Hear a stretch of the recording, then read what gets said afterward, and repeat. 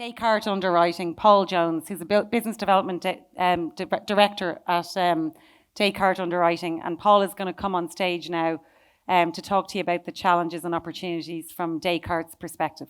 So please welcome Paul on stage. Thank you. There we go. Thanks, Jennifer. And thanks, Charles Taylor and Mike and John, for asking me to speak here today.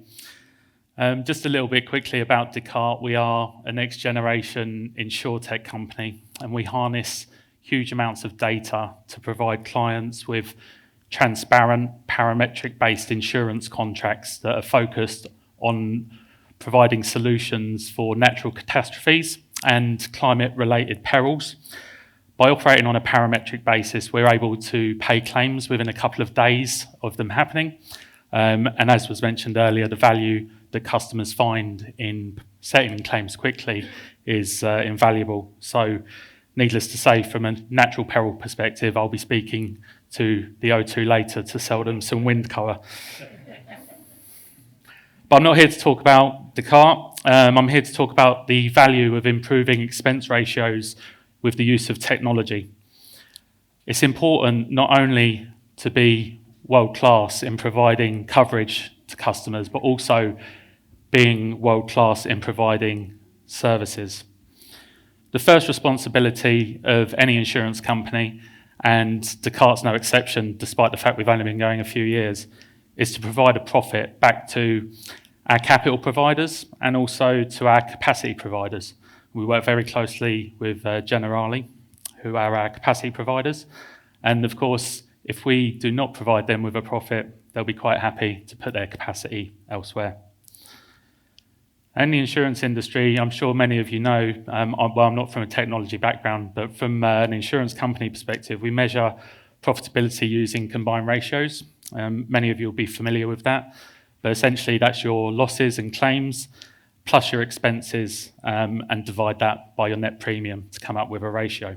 And I took a little walk down the conference hall earlier today, and I noticed that a lot of the provision that was on offer was focused around the loss element of the combined ratio, and whether you can model things better using various forms of technology, you can underwrite better. But really, the purpose of this is to focus on the expense element and why that's so important. There was some, right now it's actually results season for the insurance industry, and there's been some very good results produced in 2021. So a couple of highlights: Beazley posted 93%, and Direct Line 90%, and also Generali 90%. Anything generally under 100 is good, over 100 is poor, and that's in contrast this year with Lloyd's of London last year, who posted 110.3%. So for every pound in, they lost 10p, and when you're a multi-billion pound business, dollar business even, that is a significant loss. And insurance companies generally straddle two areas. You have the companies, of course, that are high on attrition, so your home, motor, life kind of companies. It's a hugely competitive market, but the results are very, very steady because the analytics that sit behind the metrics are very detailed. Then you have the other side of the market, and most companies generally will straddle both. Some are specialists in other areas, but you then have the CAT, large commercial, and reinsurance market, and even the retrocessional reinsurance market, and then the CAT bond market on top of that. And with that market, there's huge upsides. In the good years, you can make significant amount of profit, even. But of course, in the bad years, you can return very big losses. And there's ways of dealing with big losses, and we've been going through that process in the hard market over the last couple of years. You can either increase premiums drastically, or you can exit classes of business. But of course, by exiting classes of business, your fixed costs and your expenses increase as a proportion of that ratio. Now, just on the expense ratio side of some of the large insurers, in 2020, Allianz and Chubb were operating around 26, 27%. In contrast to Lloyd's, that was operating at 37.2%. So if you're an Allianz or a Chubb, you're sitting there and looking at Lloyd's thinking, we can attack their business a bit more because we have a 10% advantage through our expense management. However, Lloyds has been going through a huge transformation. They started the Transformation at Lloyds project a couple of years ago, and in H1 they took 1.4% off their expense ratio, which is actually significant. There are companies that are bucking the trend. Great start-up by Brit called Key Syndicate that's aiming to have extremely low expense ratios as part of their operating model. And why is that important? It's important because we operate in a really low margin industry, you know. In a good year, we may make 7 to 10p in the pound like this year and maybe hopefully next year. But in a bad year, we'll be making 1 or 2p in the pound. And in a very bad year, as you've heard already, we're losing between 10 and 15p in the pound. And because we are a very marginal based industry, we need to have extremely high volumes of customers, high volumes of products, and we also need to have high volumes of information that back up all of the services that we provide. And when you look at those expense ratios, generally they're broken down into a few different elements. So number one will generally be staffing costs. Staff is usually the most expensive, followed by IT, and I'll come back to that in a moment. And then within that as well, you'll have things like reinsurance, commission, service fees, claims, outsourced claims services, and the like. But coming back to IT, and it's been mentioned here a number of times today, why do we have such a high proportion of our expense ratios bedded into IT? Well, it was mentioned earlier, mergers and acquisitions, and I've been through one of those recently, and I can testify to some of the challenges that presents. Also, legacy operating systems. We have a tendency to want to launch new products to market, but actually don't have the capability because we're operating on systems that may be 10 or 15 years old. And of course, we want to rush to get the product and be competitive in the market, but sometimes don't have the infrastructure to back it up. And then you have the other piece of the puzzle, which I call project fix and run. This is where you launch into an IT project to try and sort out your systems and your capabilities, put in a few £1 million, realise that actually it's going to cost quite a few more £1 million, and run away from that project quite quickly. So it always comes back to me, the question why. Why should we look at things differently? Why should we try and operate differently? And that was something that we've done at Descartes, to look at how we can change the process of claims and catastrophe and operate differently from the market. So why Charles Taylor InHub? I think when you look at the insurance world right now, you have to say any change in operating ratio, expense ratio, is immediate profit back onto your bottom line, and you're fulfilling the responsibility that you have to your investors. It should be really a fundamental part of any IT strategy to look at OPEX reduction and how that can be achieved. And when you look at the value chain that was mentioned earlier, we have client, broker, MGA, insurer, reinsurer, and the information flow between all of those different links in the chain can be cumbersome, can be slow. And I think that when you look at things that are transacted across the industry, whether it's as simple as providing documentation to the client, issuing bordereaux to your reinsurers or your insurers, paying commissions on time, scheduling risks in the correct way, having a faster way and speed of delivery of doing things will actually increase your value as well as part of the link in that value chain. It's important as an industry that we have good quality speed of delivery and standardised services. We need to provide better and less frictional services to our clients. It's much easier and much more cost effective to retain existing business as an insurance company than it is to onboard new business, which is hugely costly. And so coming back to that final question of why, a 1% difference in your operating ratio can lead to a 0.3% difference in your expense ratio, which when you're talking about multi-millions of pounds is a very important element to our responsibility to provide profits to our stakeholders. So thank you very much.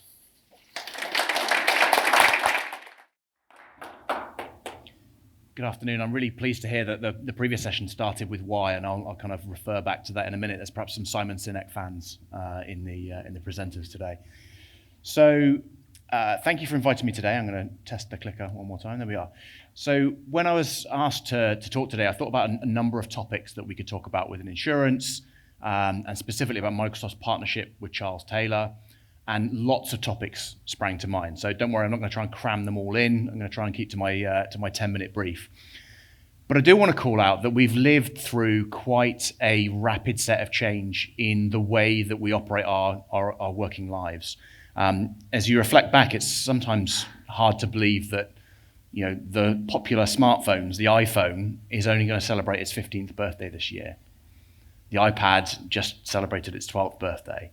And actually, as part of the impact that those devices have had on the way that it's changed our expectations of what technology can bring, how consumers and business users interact with processes and digital technology, it's radically changed the world.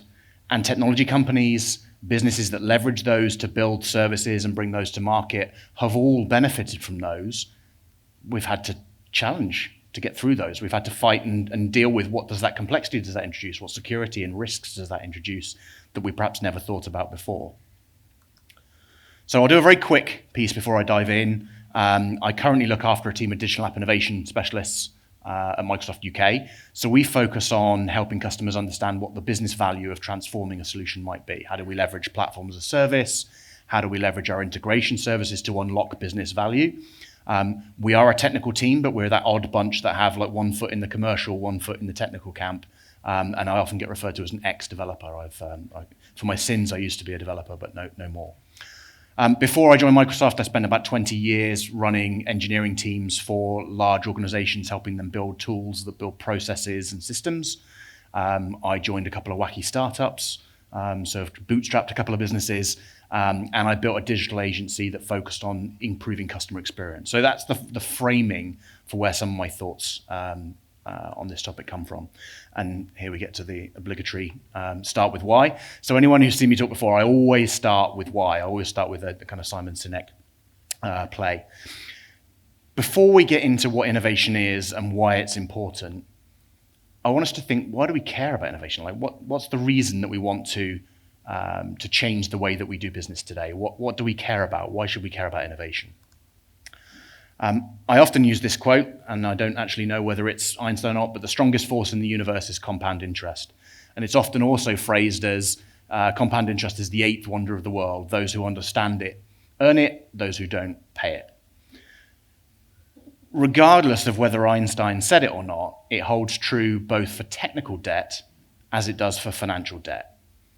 And actually, the more technical debt that you carry in your organization, the more systems you have to manage, patch, maintain, update, the more of your resources you're spending just to stand still. And it's an important part of why cloud has become so popular. It's often overlooked, but actually the ability to pay down, reduce the amount of scope that you have to manage and maintain. It's important for innovation, and for me personally, it's a passion. It's why I jumped ship from a company 10 years ago to start an Azure consultancy. The more technical debt that we can collectively help customers pay down on their journey to agility. And people talk about the journey to the cloud. To my mind, it's not a journey to the cloud, it's a journey to agility. Cloud is part of how you get there. The more that we can do that, the more we can help customers pay down technical debt, they can spend more of their resource. We talked about finite margins a moment ago. They can invest more of that in the things that actually bring innovation, actually change processes, bring new products to market, and really deliver the business value that organizations want and demand. That's why you pay for an IT department. You want it to be innovative, not to just keep the lights on. So with that why broadly talked about, I'm going to build on that with a little bit of a play here on the difference between agility and innovation. And I use the work of Peter Hinson here. If you've not read his book, The Day After Tomorrow, it's well worth a read. He talks about how we invest most of our resources in managing, keeping the lights on, doing today.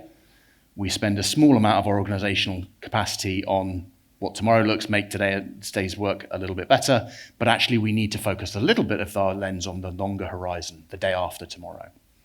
In the work he's done and in the work he's done with Microsoft, he talks about the pace of change today being exponential. In the 20th century, size was power. Big organizations held the keys. But today, in this age of urgency, actually being big can be a disadvantage.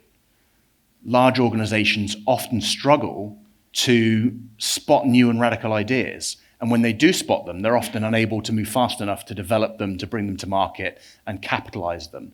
And often you see smaller, more nimble organizations who don't carry that technical debt, able to outpace and innovate differently. He talks about, in this age of urgency, innovation being fueled by technology, and you have to be willing to change, to transform. And that means doing things differently, thinking differently about how you used to work before. And my favorite quote from it is, agility might be your company's single biggest asset. It means not just focusing on actually what's the product we're doing, how do we make our ability to bring new things to market faster? How do we help in amplifying the impact that our teams and our business can have? And when we think about that innovation, we often first think of product innovation. Invent something new, design a widget that didn't exist yesterday. But innovation is about a lot more than that. And often the next leap is service innovation. How do we take the same products in the same market and change the way that we deliver those services? Can we leverage technology to enable new service models? And we see loads of this. Compelling examples and kind of obvious ones are the switch to online transactions for insurance, but equally the creation of new aggregator routes to market for consumer or small business P&C insurance. So how that demonstrates the importance of a network effect, that connected community of supply chain between underlying partners and the end customer. That network economy is growing in insurance. We're seeing a groundswell in more complex risk classes where brokers and carriers are working more closely together. There was mention of Brit Key about changing the way that partners interact with each other to reduce the cost to serve and increase those profits and those margins. The next component, trying to work out where it is behind me, is market innovation. This focuses on how we will engage new customers. Perhaps those adjacent to the ones that we already serve, so we already have a relationship, we already have trust with that customer. How do we bring a new product to market and sell them something new? And a classic example of this in the 70s in the UK was when the supermarkets started selling fuel. And then they realized that they had a loyal customer base they could exploit for some new service. Actually, then they started to add clothes, electronics, financial services. How can they build that market innovation to capitalize on the assets that they have? But equally, we see model innovation. How do we radically change the way that we go to market? How do we change the way that we provide services, expose some value we have currently locked up in our business, and make it available perhaps even to our competitors, to other customers, to new markets? And hubs that make that work, and I'm kind of use the word hub very specifically there in the InHub context, enable us to bring those data, those processes to market much more rapidly and bring business value to market. So as we try and find new and different ways to innovate, where better to start than 500 years ago for new and different ways to work? I like this quote. If I have seen further, it is by standing on the shoulders of giants. Newton's famed for having said it in 1675, but apparently it's traced back much further than that.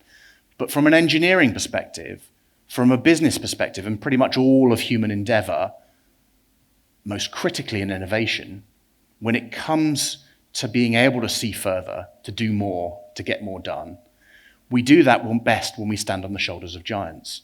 When we build on the collective wisdom that came before us, the experience, the expertise of those who specialized. And to get back to the topic, Microsoft is a platform company. Our mission is to empower every person and organization on the planet to achieve more. And the key word there is empower. So I believe part of the reason we've been successful these last few decades is that we built platforms, not necessarily the end product, we built platforms upon which others could build and bring to market their services. Be that end customers who are designing and building the enterprise systems that run their business every day, or our partners like Charles Taylor InsureTech, who take their industry knowledge, their experience and expertise, and then build services like InHub that are powered by the Microsoft Cloud under the hood. We work closely with partners like Charles Taylor to help them design and architect those solutions, build and run their cloud-native solutions on Azure. And we work with them to design for that global resilience that they need, for the scalability, for the security and governance that they demand and their end customers demand. And we continue to partner with them because that doesn't stop. It's a continual co-innovation partnership where we continue to iterate the technology together and build that stack so that you as the end customers don't have to. That's baked into the product, ready to go. So we've been working with Charles Taylor since about 2010, so very early days of Azure. It was called Red Dog back in those days and became Azure. And that engineering expertise, that co-innovation underpins the software as a service offerings like InHub that then enable us to accelerate innovation. You can take those value propositions and consume them. You can build your own solutions adjacent to InHub on Azure that integrate with and expose new services, new data, new functionality through InHub to realize value for your end customers, to drive efficiency, and to increase the outcomes that you're looking for. Customers leveraging InHub can then build on that, modernize their existing workloads, bring those with them into the cloud, help pay down some of that technical debt, and ensure that they're focusing as much energy as possible on the outcomes that they're looking to achieve. Remember, we each only have so much time and energy and resource, so many things we can focus on. So whether it's tackling challenges for customer growth, for operational efficiency, or the data and integrations that enable those things, to accelerate innovation, to drive agility, we need to work with partners like Microsoft, like CTI, like InHub, who've specialized in delivering the platforms that you can build upon. Successful organizations recognize that they can get there faster when they stand on the shoulders of giants. And that's me out. Thank you. So look, I'd love to hear any questions during the Q&A session. My LinkedIn profile's there, akm.ms/mq to get in touch. And I believe I'm handing to...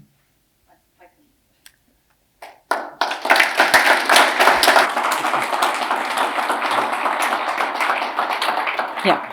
Thank you, Matt, and thanks for sharing your perspective on how Microsoft partners with Charles Taylor. We really value our partnership with Microsoft providing us with the technology that we can leverage in the cloud. And that partnership makes InHub what it is today. So I'd like to invite Andrew Davison on stage from Atos to give a perspective from Atos. Thank you. Thank you very much.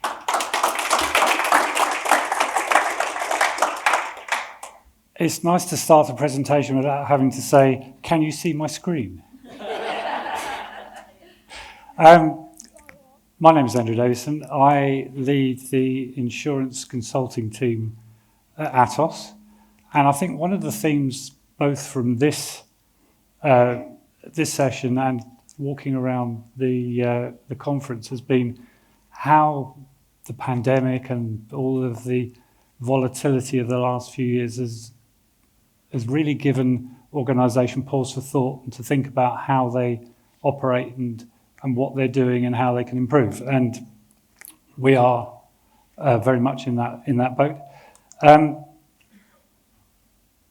What I was asked to do a year or so ago was join a team within Atos across financial services to think about how systems integrators and delivery organisations like ours can get better and serve our customers in a much more insightful way. And what we started off with is to look at our own experience. And I've been in this industry for a very long time, as you can probably tell. But a lot of my colleagues were also sort of wizened, grey-haired old ladies and gentlemen. And we thought, well, what was our experience of being in delivery teams or in insurers on the receiving end of technology-led change? And we thought that there were a number of key challenges. One of them was time to value. Many of us have been involved in technology projects that had a set of requirements that were put together painstakingly over many months, and then they went to RFP, and then you started a delivery program. And it could be months, if not years, before you actually found any results coming into the business and there was any business impact. And what we found, particularly in more recent years, with the volatility in the insurance market and the increasing pace of change, and there's been a lot of talk about that this afternoon, was that we were just delivering legacy. and to yesterday's requirements, and the whole world had moved on. The second was really the business impact.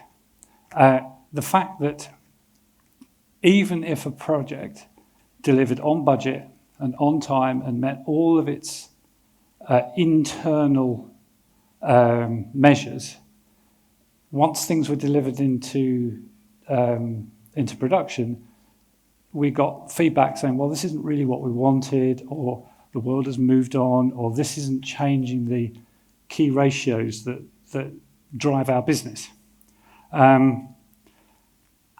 And as we were reflecting on that, we came to the conclusion that the reason for that is because we're measuring the wrong things. What we should be doing is understanding where the value of business processes actually lies, rather than looking at the end product. So we want to look at where value is being delivered and lost, rather than looking at the end product and seeing that actually we weren't making the right kind of impact to the business as a whole. And all of those things lead to extra cost. And there are a number of occasions that we've come across where we've delivered the solution, and then certainly when you've been in this industry for as long as I have, I've ended up going back to a customer and doing the same thing over again, because what was delivered over time was seen not to have actually done the things that we wanted to do. So really the key to this was understanding where value lies in a particular process. And what we were looking at was really deconstructing key business processes and looking at the end-to-end value stream. And you'll see here, with this one actually was lifted out of a direct-to-consumer new business process. And what we found was that there were some points in the process where value wasn't being generated at all. So we had to answer the question, why are you doing it? Reporting was always a favourite one with that.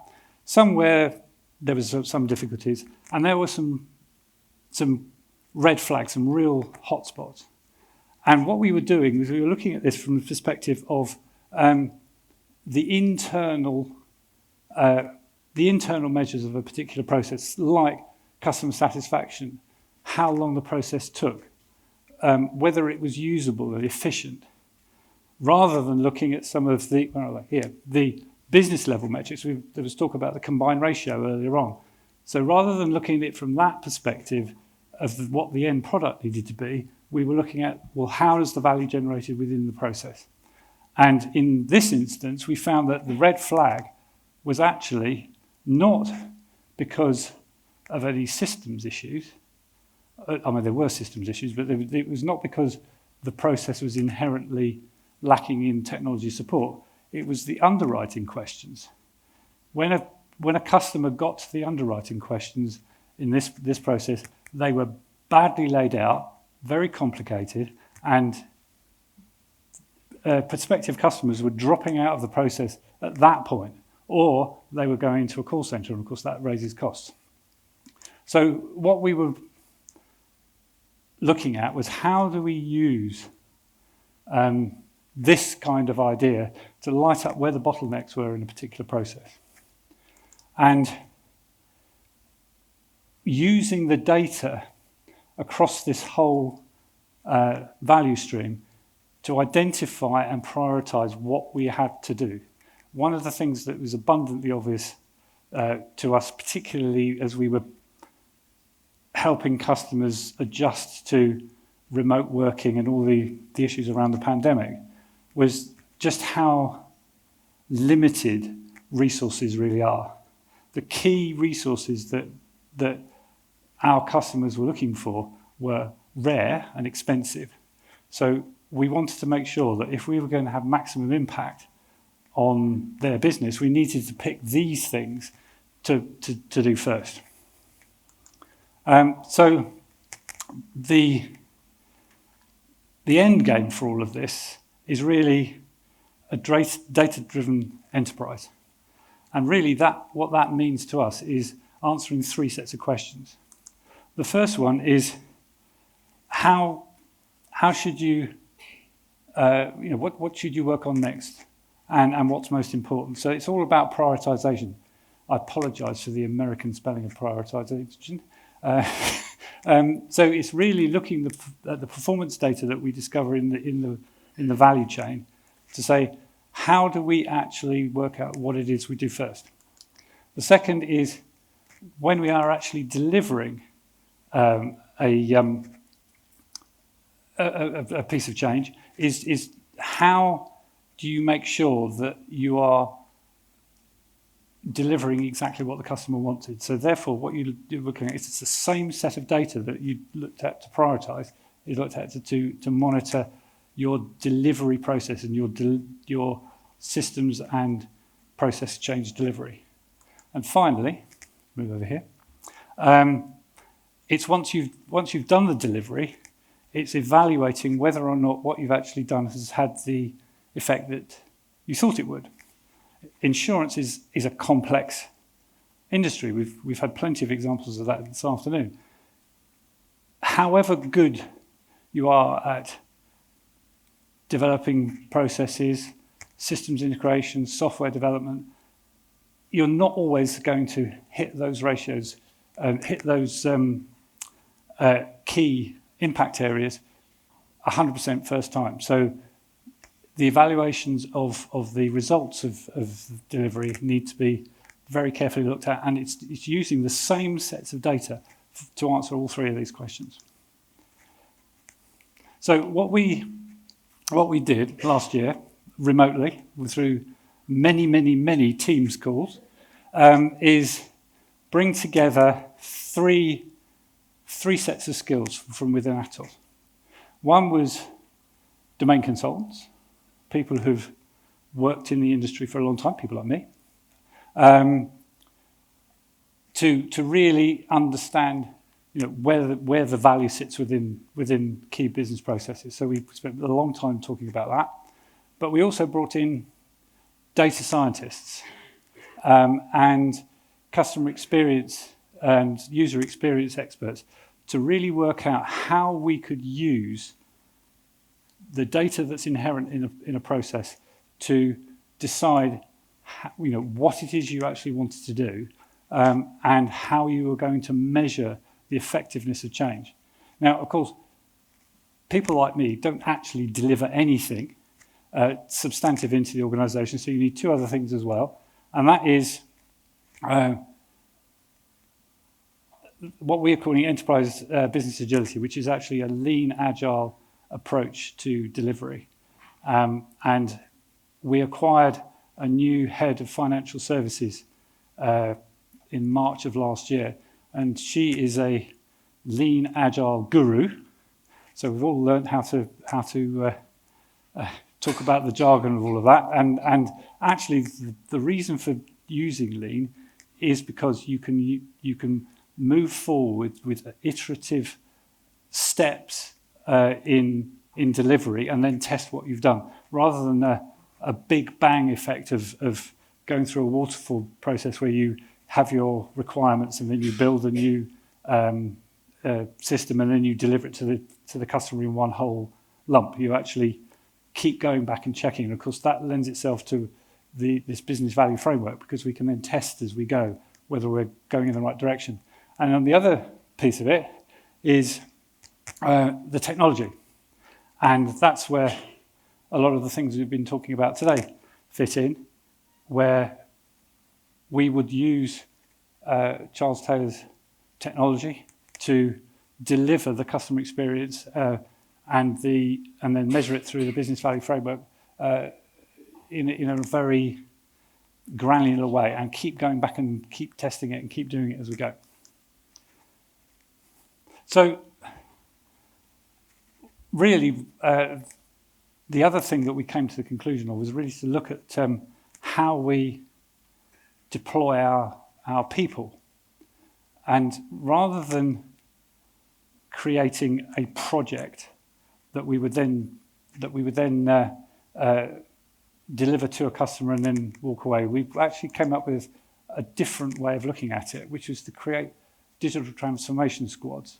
And they combine the skill sets of the people that were actually part of our development team, data science, lean, enterprise architecture, insurance consultants, customer experience. But we would do that for customers, and we've done this a few times now, where we would then apply that set of skills to each of these. We've got new business operations and underwriting, and that's actually just an example of two of the ones that we've done recently. And just to conclude, these are the things that we actually do. Obviously, we have to baseline everything. So we look at where a customer starts, because very rarely would we do something in a green field. So you're always starting with legacy, and there's a wide variety of skill sets involved with different insurers, different sizes. We look at the prioritization. We look at where we're going to have the most impact. One of the key things that we do is also make sure that the customer does a lot of the work themselves. This transformation squad will also include as many people as we can find within the organisation to actually do this themselves. And finally, it is the actual measurement itself. And we use two pieces of software, one called TaskTop and the other Agility Health Radar. Many others are available to make sure that as we go through the business value framework, everything is measured and everybody has access to all the information that will enable us to be successful.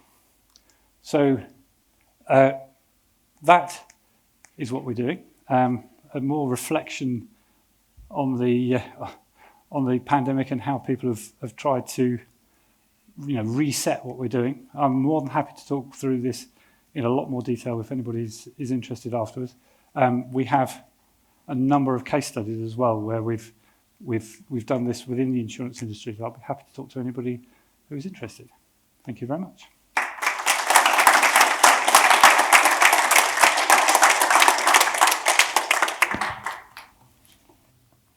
Just go on. I'm not going to take it off. Hello, I'm Brian Hackett, and I'm a digital activist. Okay, and the reason I say that is, if you think about the pandemic we've just had, it's drove a great digital awakening, a great digital acceleration, and I think what Arjun is doing with InHub is going to transform digitally the insurance industry, and no industry is immune from that. And if you go back in time, go back in history, the birthplace of a renaissance was Florence in Italy. And I think we're in that kind of renaissance period today in the insurance industry, and in terms of what Charles Taylor is doing. And in Florence, way back in the 15th century, it was the bringing together of different skills and different people that drove that renaissance. So sculptures, artists, writers, poets, financiers, philosophers, right? And I think we've got some insurance philosophers in this room today who can foresee where this industry could go. And what we're doing with InHub, with Charles Taylor, I think is about rewiring the insurance industry, getting them to rethink insurance processes. So we're delighted to be partnering with you, Arjun. So thank you. So in terms of our partnership has gone back since the inception of InsureTech, way back in 2016, and we gave them a great accolade of being ISV, Independent Software Vendor of the Year, back in 2020, and we co-develop products with them. Okay, so we work with them very, very closely, and I'll talk about that in a bit more detail. So in terms of what we're doing, we are aligned with them from a cloud perspective, but we also recognize this is a multi-cloud environment. We also have a partnership with our friends Microsoft. We have an interconnect, so we can connect our cloud to their cloud. And in this world, that we live in, I think that's really, really important for you to succeed. So in terms of what I think we can do with InHub. So InHub is this ecosystem that's architected to extend applications, to integrate applications, and I think create new digital agile processes in the insurance industry. That's what we're here to do, to support, support Charles Taylor. And with Insys, what we've been doing is we've been tuning and scaling and securing their policy management system. So that's our contribution to this. That's what we've been doing to help them make this a success. And the reason I think Charles Taylor have chosen Oracle Cloud to do that is, we're a SaaS provider ourselves. We have about 50,000 SaaS customers today across our ERP systems, our human capital management systems, our supply chain management systems, our CRM systems. So, and across those 50,000 customers, there's 90 million daily users and 70 billion transactions a day. And that's why Charles Taylor can rely on Oracle to deliver a great cloud service. And you can rely on them that service will always be available and secure. So in terms of what we're actually doing, if we look at the Insys application as a very good example, what we have here is an application that is a data-driven application. That's a data-intense application, and data, the oxygen, is the data, right? That's what makes that application work really, really well. And they run that on Oracle Database, on Oracle Cloud, because what the users need from a digital experience perspective is predictability. They need that predictability and security along the way. So that's what we're doing with Charles Taylor. And what we're also doing is we're kind of trying to help them on their journey around InHub to rewire this industry. So we've got some interesting technologies like Golden Gate, which will allow you to connect these old systems, old data in different formats, and connect that to Oracle Cloud and Oracle Database, so you can harness the data. I heard that word earlier, harnessing the data. So that's an important technology. Oracle Integration Cloud is another important technology which will also enable that. That allows API integration with old and new, and help you build that watertight new home that InHub will be. So that's an important part of our contribution to Charles Taylor's success. And then finally, we've been doing a bit of interesting collaboration around reporting and analytics. So reporting is something that you all have to do in the insurance industry, and analytics, but it's a very lumpy workload. And we've been working with Charles Taylor's insurance operation reporting system to help scale that workload up very big, but also scale it down very small to ensure that your costs are also contained. And that's kind of an important attribute when you move to the cloud. You actually get the benefit of elasticity. So on that note, I'd like to thank Charles Taylor and Arjan for all their partnership. It's been great for us, and I hope it's going to be good for us in the future too. Thank you.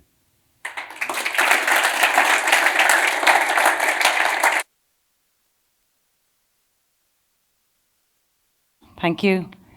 And thank you, Oracle, for providing Charles Taylor with a world-class cloud platform. We love to work with the best in the industry to make InHub the best solution of the industry. I'd also like to thank Andrew from Atos. I didn't get a chance after he spoke, but it was fantastic insight on the digital transformation journeys that you help your clients achieve, and the challenges in the delivery of those projects. So now I'd like to welcome Ollie Venables on stage, and we're going to start a Q&A session. So if anyone would like to ask the first question, somebody should have a microphone. At the back. So if anyone wants to raise their hand, if they have a question. The longer the questions, the less drinking. Yeah. Just saying. The drinks are coming. There might not be any questions. Have you known you're not mic'd up? Oh, yeah. They're just so keen to get a It drink. was all so they don't want to clear. ask a question. I don't have to answer it. Don't worry. I can point somebody else. Okay. Hi, I'm David Roberts from Premier. I just wanted to perhaps hear a little bit about the marketing strategy for InHub. You know, what is it you're looking? Who are you looking to sell to? A little bit, you know. You talk about a lot of types of company, but I think it would be helpful to hear a little bit more about, you know, where it's going from there. Brilliant. Yeah, thank you. We're going to get Jo, as marketing is certainly an area that she covers in regard to product. Thanks for that question. So that was around who we're looking to sell to, what organisations we work with, if I've understood the question correctly. So quite simply, we work with all of the different types of organisations across the insurance ecosystem. So we work with brokers, we work with carriers, MGAs, other types of organisations. The people that we think really have the pain points at the moment in this industry are chief operating officers, CIOs, Chief Transformation Officer. That's a new role, which we've only just sort of started to learn about in this industry. So those are the people that we know have the pain points, who are trying to help the business, trying to get new products to market, trying to cut costs in their organisation, trying to do all of those things that we talked about. So those are the people that we'd love to hear more from. Does that answer the question?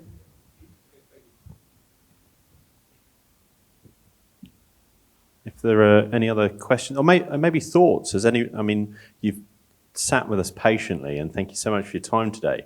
You've sat with us for a couple of hours now. Are there any thoughts? Can you potentially see this as something that you can join us on the journey with, or some pitfalls that we may not have addressed that you've been thinking about when we've been talking? Is there anything that springs to mind? Happy to take any kind of comment as well as question.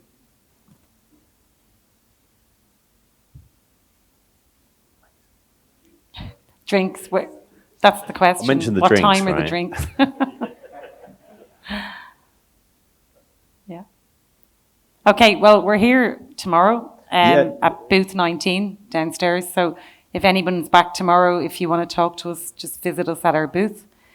So I guess we've no more questions, yeah? I'll exit stage left. Yeah, so that wraps up our session today. So I guess I just want to finish by kind of just summarising, today. We spoke about the three aspects of our solution, which is our integrated cloud platform. We spoke about our migration services and our cloud transformation projects. And then we also spoke about our specialist insurance services. And what I'd like to say is that the combination of all those three things makes us very unique in the market. I'd also just like to mention, that, we want to be on the journey with you, and we'd like to understand more about your challenges and your plans and your opportunities that you see in the market. And we have developed something called Inspire. We're sticking with the in front of everything. So it's Inspire. You're in-hubbed enough today. So Inspire is about us sitting down with our clients to try to really uncover the issues that you face, to do a deep dive, get under your skin, and really understand what your challenges are. And we will, sit down with you and map out potential solutions to those challenges. So if anybody wants to learn more about Inspire, please contact us after today. Our email address, insuretech@charlestaylor.com. And as I said, we're at booth 19. And we'll talk to you outside over a drink, which is the best way to talk to somebody. So again, I thank everybody again for coming along today and helping us start this journey with InHub. And to all the speakers here today and our guest speakers, so thank you.